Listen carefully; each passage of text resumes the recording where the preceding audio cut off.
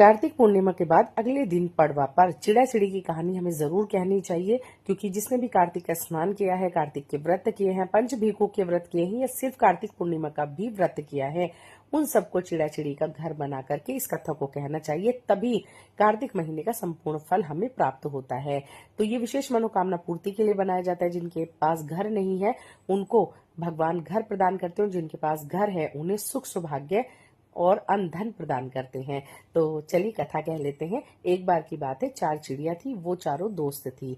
तो वो कार्तिक स्नान करती थी, कथा पढ़ती थी और साथ में दीपदान भी करती थी। तो आई पड़वा, उन्होंने सोचा कि खिचड़ी बना ली जाए। एक चिड़िया चावल लेके आई, एक चिड़िया दाल लेके आई, एक घी लेके आई और एक छोटी छोटी डंडियां लेके आई। आग जला के उन्होंने खिचड़ी बनाई।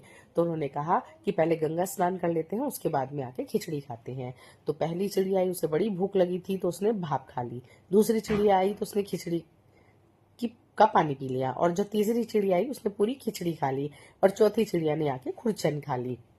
फिर उसके बाद कुछ समय बाद वो मर गई, और अपने कर्मों के फल के अनुसार जिस चिड़िया ने भाप खाई थी वे राजा की घर राजकुमारी बनी। दूसरी चिड़िया जिसने पानी पिया था वे कुम्हार के घर पैदा हुई, और तीसरी जिसने खिचड़ी खाई थी वे ब्राह्मण की बेटी हुई, और चौथी जिसने खुरचन खाई थी वो राजा के यहाँ हथनी बनी। तो इस प्रकार से फिर जो कुम्हार की बेटी थी वो उस राजकुमारी। कार्तिक पूर्णिमा के बाद अगले दिन पड़वा पर चिड़ा चिड़ी की कहानी हमें जरूर कहनी चाहिए, क्योंकि जिसने भी कार्तिक का स्नान किया है, कार्तिक के व्रत किए हैं, पंचभीखों के व्रत किए हैं या सिर्फ कार्तिक पूर्णिमा का भी व्रत किया है, उन सबको चिड़ा चिड़ी का घर बना करके इस कथा को कहना चाहिए। तभी कार्तिक महीने का संपूर्ण फल हमें प्राप्त होता है।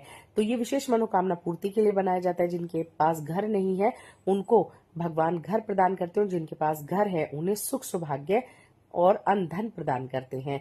तो चलिए कथा कह लेते हैं। एक बार की बात है, 4 चिड़िया थी। वो चारों दोस्त थी।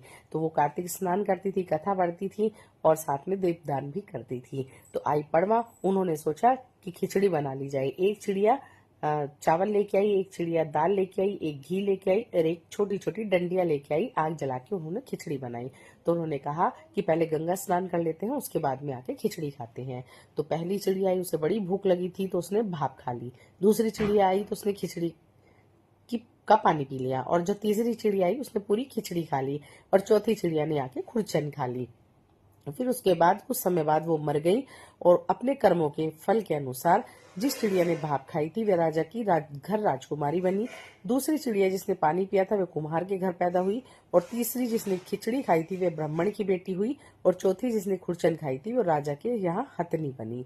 तो इस प्रकार से फिर जो कुम्हार की बेटी थी वो उस राजकुमारी